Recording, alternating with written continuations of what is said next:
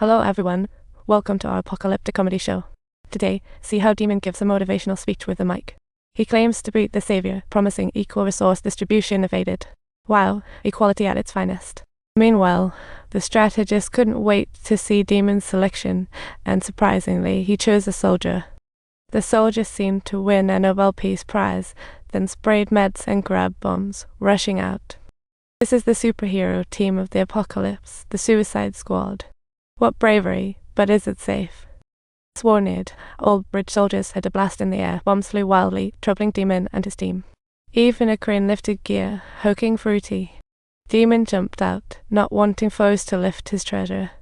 Saving Fruity was like rescuing a kitten for him, and he succeeded only to have the floor slaves pull him down into. Luckily, Dimon pulled him out, and they fled quickly. The battle was disastrous, but Dimon wasn't about to quit he found a place called Oil Town. Without further ado, he stopped a fuel truck as it came out. These resources could make the tribe rich for months, but demons always aim higher. He sprinkled gasoline in the rice, turning the soldiers into painters. The grand show was about to begin, and the fuel truck sped back to Oil Town, chased closely by Demon's crew. When they refused to open the door, Dimon wasn't polite anymore. It was time for action. Eventually, the fuel truck came in, flames blocking the enemies, a hot scene to behold. But just then, old Joe spotted the last treasure. Fruity, it was an unexpected encounter. In this apocalyptic world, everyone turned weird, including old Joe's kids. No one escaped. He wanted to keep Fruity to make healthy babies a real maternal wish. In the end, they made a deal, but Fruity was now a part of the harem. The women were only here for reproduction, and years later, the kids turned out pretty strange. Late at night, Fruity cut his hair, becoming a wig maker. Suddenly, old Joe's son rushed in. Of course, he had a thing for him. Fruity bolted out, smearing mud on his face, transforming into a hermit. Joe's clumsy son chased him, but just when he was about to give up, Fruity hidden nearby was a real drama. Fruity knew this place was a dead trap, so he decided to become a mechanic. Luckily, he found a chance to escape. The little guy grabbed a rope and swung into a stunt performance. In the end, he successfully fixed the machine and turned into the mechanical genius.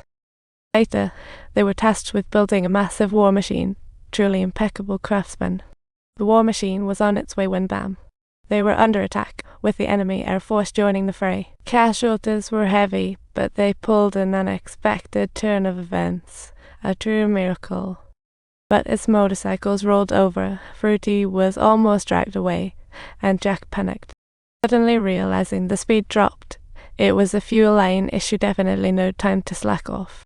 The deputy jumped in for repairs, and right before his demise, passed the fuel line to Fruity timely.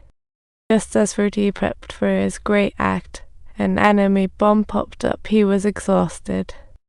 But the enemy spotted him too and attacked. However, his teammates finally stepped in. Fruity finally disarmed the bomb, breathing a sigh of relief. His repair talent was shining through. But then, another unlucky airman fell down and crashed into the radiator. Without a second thought, Fruity dashed to the front lines like a delivery guy. He lit the explosives for a counterattack, only to have a soldier snatch it away. What a hoot.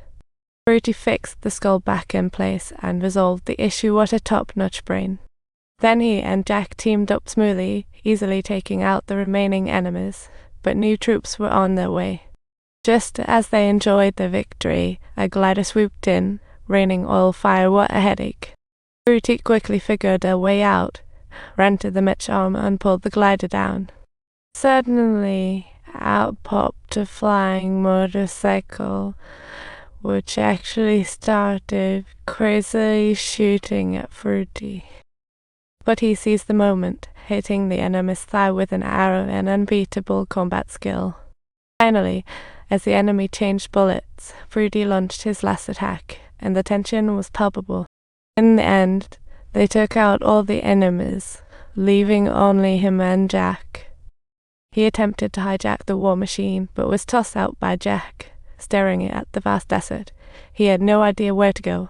Just then, Jack stopped the vehicle and walked towards him with a smile. Fruity felt a mix of emotions, but Jack didn't expose his identity, a rare understanding. In the end, they decided to escape together, heading towards Old Town, a true teamwork. If you enjoyed this ongoing comedic apocalypse story, don't forget to like and subscribe. See you next time.